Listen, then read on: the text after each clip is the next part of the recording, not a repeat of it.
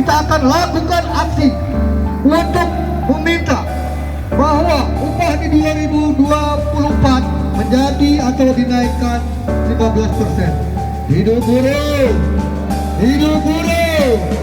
Baik kawan-kawan, hari ini kita akan coba panggilkan beberapa pimpinan organisasi yang tergabung dalam Persatuan Rakyat Bekasi. Yang pertama dari kawan FKI yang mau diwakili oleh kawan Luhur, Pak Luhur, segera memberikan orasi politiknya, atau ada yang mewakilkan? Oke, dari Bapak Luhur ada Bung Sobirin, silakan naik ke mobil komando. Kita akan lakukan beberapa orasi politik dari beberapa federasi yang tergabung dalam Aliansi Persatuan Rakyat dan Buruh Kabupaten Bekasi. Hidup buruh! Harusnya ini juga menjadi keprihatinan pemerintah Kabupaten Bekasi. Ini menjadi perhatian.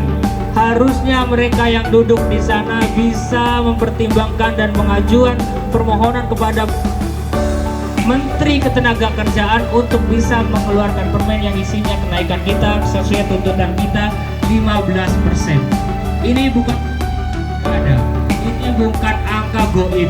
Ini apa yang telah kawan-kawan lakukan, kebutuhan harian yang 2024 nanti, teman-teman.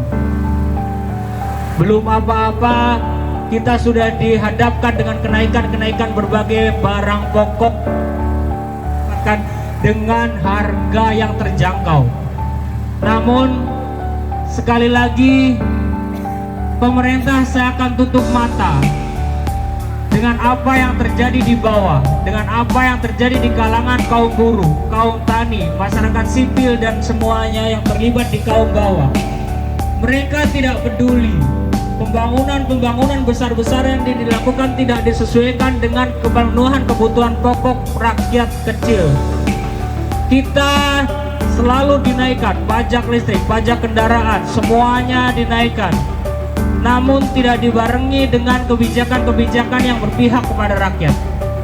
Memasuki tahun politik, tentu saja banyak dari pejabat-pejabat pemerintahan yang ingin unjuk gigi seolah-olah mereka berpihak kepada rakyat, namun nyatanya justru malah mengkhianati rakyat. Hati-hati teman-teman dengan janji-janji politik yang sekarang sudah mulai bertebaran di pinggir-pinggir jalan. Tembok-tembok sudah penuh dengan kampanye-kampanye, baliho-baliho, gambar-gambar para calon-calon legislatif. Hati-hati dalam memilih pemimpin, teman-teman. Kita tidak mau 5 tahun ke depan kita terjerumus lagi ke dalam penindasan yang telah kita rasakan selama 10 tahun belakangan ini. Dimulai dari tahun 2014 kita sudah tidak ada lagi kenaikan. Hilangnya KHL, salah satu komponen untuk kenaikan upah, adalah awal dimulainya bencana kenaikan upah. KHL hilang di tahun 2021 dengan munculnya Permen nomor 31 yang dulunya per 5 tahun. Setelah habis masa 5 tahun, namun sekarang justru malah dihilangkan. Hari ini merupakan titik kebangkitan kita. Ini merupakan awal mula perjuangan kita. Besok masih ada lagi perjuangan. Jika hari ini kawan-kawan masih loyo, jika hari ini kawan-kawan tidak menuntut keadilan, maka nikmati kenaikan 2% itu. Mau naik 2%? Mau naik 2%? Maka mari kita ajak teman-teman semua yang masih ada di rumah, teman-teman yang masih belum berjuang bersama kita. Kita tunjukkan kepada pemerintah bahwa kaum buruh masih ada dan terus berjuang. Di tahun 2023 kita diadakan dengan permen yang sedikit menolong kepada kita. Awalnya kita hanya naik 3-5%. Namun ada peraturan menteri yang menyatakan bahwa akan kenaikan di angka 7-11. Maka ini yang akan kita dorong DPRD Kabupaten Bekasi beserta dengan PJ-nya untuk menyampaikan surat rekomendasi kepada pemerintah pusat agar Kabupaten Bekasi bisa menaikkan kenaikan sebesar 15%. Setuju? Setuju kawan-kawan? Oke. Jadi tempat kita untuk mencari keadilan, teman-teman. Jangan lelah untuk berjuang. jangan lelah untuk terus berjuang di jalanan. Sekali lagi, hidup buruh, hidup buruh, hidup buruh yang melawan. Sekian dari saya. Assalamualaikum warahmatullahi wabarakatuh. Tentunya juga membutuhkan biaya yang besar. Dengan upah yang naiknya tidak seberapa, bagaimana kita bisa menghidupi anak kita? Bagaimana kita bisa menyekolahkan anak kita biar menjadi orang-orang yang pintar, biar menjadi orang yang nantinya meneruskan perjuangan dan menentukan arah bangsa ini. Berkali-kali kita datang ke sini, kita datang dengan baik-baik. Kita datang hanya ingin meminta kepada pemerintahan Bekasi untuk mendengarkan aspirasi kami sebagai kaum buruh. Namun berulang kali juga kita tidak pernah bisa sampai di depan kantor bupati. Kita hanya ada di depan pintu gerbang yang sangat kokoh, pagar-pagarnya menghadang kita. Tetapi itu semua tidak menyurutkan perjuangan kami. Meskipun rintangan, halangan yang harus kami hadapi, kami akan tetap terus berjuang menyuarakan aspirasi kami sebagai kaum buruh. Karena apa? Ini semua tuntutan yang kami bawa bukan hanya untuk kita, tapi untuk seluruh buruh Bekasi dan juga masyarakat Kabupaten Bekasi. Kita di sini pun mewakili keluarga kami, anak-anak kami. Mereka juga menangis, mereka juga mengeluh dengan kenaikan barang-barang pokok yang terus naik, tapi tidak diikuti dengan kenaikan upah yang signifikan. Ibu rumah tangga mungkin lebih paham. Ibu-ibu rumah tangga mungkin juga tahu bagaimana harus caranya mereka mengkalkulasikan atau membagi-bagi pendapatan suaminya biar tetap bisa hidup, biar tetap bisa makan, biar tetap anak-anaknya tidak nangis ketika minta jajan. Meskipun orang tuanya harus menahan lapar, meskipun kedua orang tuanya harus berpuasa, tapi itulah mereka harus berkorban demi anak-anaknya. Karena mereka secara kebutuhan perut tidak bisa ditunda, secara kebutuhan tidak bisa ditawar-tawar. Ketika tidak bisa menuntut hak perutnya karena tidak ada penghasilan, apa yang akan mereka perbuat kalau tidak jalan pintas? Sebenarnya ini kita juga tidak mau hal itu terjadi. Namun pengangguran juga bukan hanya menjadi tanggung jawab Dinas Tenaga Kerja ataupun kita sebagai serikat buruh, tapi juga menjadi tanggung para aparat kepolisian. Karena tindak kriminalisasi yang saat ini mungkin dimayorasi oleh generasi muda adalah karena pengangguran, susah mendapatkan pekerjaan. Ketika mereka harus bekerja, mengeluarkan uang, membayar dengan juta-juta rupiah, bagaimana orang tuanya mencari uang untuk membayar itu? Sedangkan untuk makan saja susah, sedangkan kenaikan upah saja juga tidak signifikan. Apakah terus generasi muda kita akan kita biarkan menjadi seperti itu? Jadi apa bangsa ini?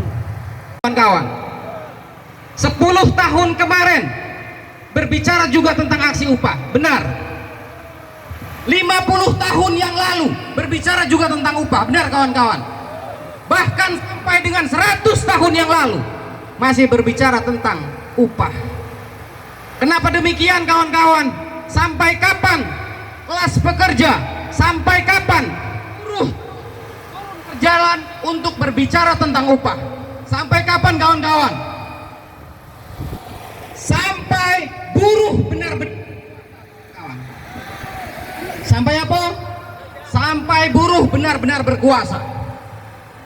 Kenapa kita hari ini 1 tahun yang lalu, bahkan 50 tahun yang lalu masih terus berjuang tentang upah? Karena sistem di negara kita adalah sistem pemodal, adalah sistem kapital, adalah sistem kapitalisme yang memang diorientasikan untuk meraup keuntungan yang sebesar-besarnya bagi pengusaha, benar kawan-kawan. Maka berkonsekuensi pada perut buruh yang kosong, benar kawan-kawan. Daripada itu perlu disampaikan bahwa perjuangan upah bukan hanya berbicara tentang perjuangan nominal. Perjuangan upah juga berbicara tentang perjuangan politik. Berbicara upah, berbicara buruh adalah perjuangan ekonomi dan politik. Kita perlu ketahui dari mana muncul PP 51 yang tanggal 7 kemarin baru diterbitkan. Dari mana kira-kira munculnya, kawan-kawan?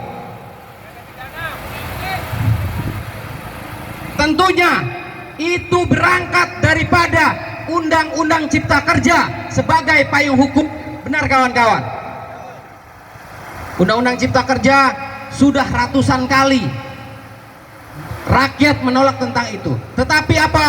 Tetapi pemerintah kita yang representasi daripada pemodal, representasi daripada sistem kapital yang jelas-jelas secara teori sudah salah, maka sudah jelas prakteknya pun akan salah, prakteknya pun akan menyengsarakan rakyatnya. Dari mana Undang-Undang Cipta Kerja muncul? Sekali lagi saya sampaikan, persoalan buruh harus juga berbicara tentang persoalan ekonomi dunia, harus juga berbicara tentang persoalan politik secara internasional. Maka buruh adalah satu kesatuan antara negara-negara satu sama lainnya. Tidak bisa berbicara buruh hanya di Indonesia, tetapi harus berbicara buruh tentang dunia, karena itu berkait kelindan. Sekali lagi saya sampaikan, Undang-Undang Kerja muncul daripada perkumpulan-perkumpulan pengusaha secara internasional. Pertama, perlu saya sampaikan, WTO sangat jelas kaitannya dengan upah, sangat jelas kaitannya dengan Undang-Undang Cipta Kerja. WTO secara prinsip dia berbicara tentang privatisasi, dia berbicara tentang swastanisasi dan liberalisasi perdagangan. Bagaimana bentuk liberalisasi perdagangan? Maka negara tidak boleh ikut campur dalam hal menentukan harga-harga barang, diserahkan ke pasar. Maka berkonsekuensi kemana? Berkonsekuensi pada pencabutan subsidi, salah satunya subsidi BBM, salah duanya subsidi listrik dan lain sebagainya. Begitu juga tentang upah hari ini. Upah hari ini sekali lagi saya sampaikan berkaitan erat sama pertemuan-pertemuan internasional. Perlu saya ingatkan, saya rasa semua kawan-kawan di sini mengingat tentang pertemuan IMF di Bali. Dia berbicara tentang ekonomi Indonesia salah satunya, atau ekonomi yang ada di dalamnya. Juga berbicara tentang infrastruktur dan juga investasi. Kalau berbicara tentang investasi, sudah jelas ada kaitannya dengan upah kita. 2018, 2020 Undang-Undang Cipta Kerja terbit. Berarti kita bisa analisis bahwa Undang-Undang Cipta Kerja mengadopsi daripada pertemuan IMF tersebut. Benar, kawan-kawan? Perak, Bekasi, bangkit, bergerak melawan penindasan. Baik, perlu diingat bahwa sudah jelas Perak Bekasi adalah pergerakannya dan harus bergerak melawan penindasan. Bentuk penindasan banyak hal, salah satunya upah, salah dua kelaparan, salah tiganya pengangguran dan lain-lain sebagainya.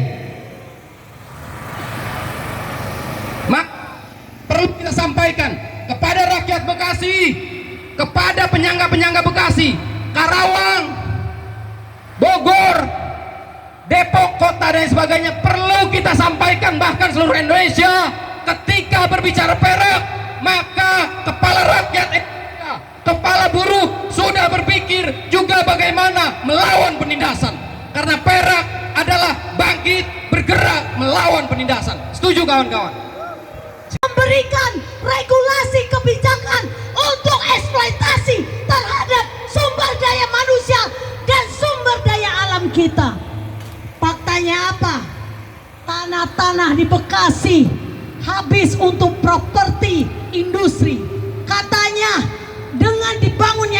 industri itu untuk menciptakan lapangan pekerjaan, untuk memberikan kehidupan yang layak. Faktanya sampai hari ini itu sebuah kebohongan yang nyata kita hadapi, kawan-kawan. Tadi sudah banyak disampaikan, Omnibus Law Undang-Undang Cipta Kerja itu tidak hanya bicara kepentingan rakyat, tapi bicara kepentingan bangsa dan rakyat Indonesia, tapi bicara kepentingan pemerintah kita. Pemerintah daerah tidak berdaya dengan Omnibus Law. Suka-sukanya pemerintah pusat kalau mau bikin kebijakan, kalau nggak terima ya harus ke pusat.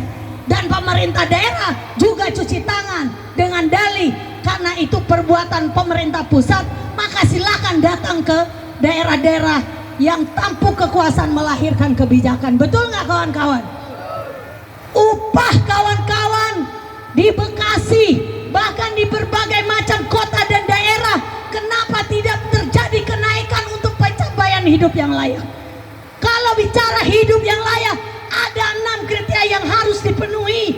Bagaimana kebutuhan pangan kaum buruh dan rakyat Indonesia, bagaimana kebutuhan sandang rakyat Indonesia, bagaimana kebutuhan papan rakyat Indonesia, bagaimana pendidikan, kesehatan dan sosialnya. Tapi hari ini rata-rata kalaupun punya motor itu ngutang, betul nggak? Nyicil, kalau nggak kuat ditarik leasing, bener nggak? Rata-rata kalau pulang kerja, gajian tanggal 1, tanggal 5 sudah koma, di rumah istri pasti panci dan kualinya kerentang-kerentung, akhirnya ribut dalam rumah tangga, betul nggak? Kemiskinan itu ternyata dibuatkan secara sistematis, bukan kehendak rakyat. Coba kalau dibandingkan dengan negara-negara yang katanya kita selalu dibandingkan, kalau kenaikan BBM dibandingkan dengan luar negeri, betul nggak? Tapi apakah pernah upah kaum buruh Indonesia dibandingkan dengan rakyat yang ada di luar negeri? Tidak. Kenaikan hanya 0,1%. Kenaikan paling tinggi 5% sampai 7%. Itu pun dianggap hidup layak. Tapi mereka lupa, mereka yang hari ini kita bayar pajak melalui semua kebutuhan hidup yang kita beli, itu melalui pajak rakyat Indonesia, disumbangkan untuk bangsa Indonesia, untuk mengembalikan kemakmuran rakyat.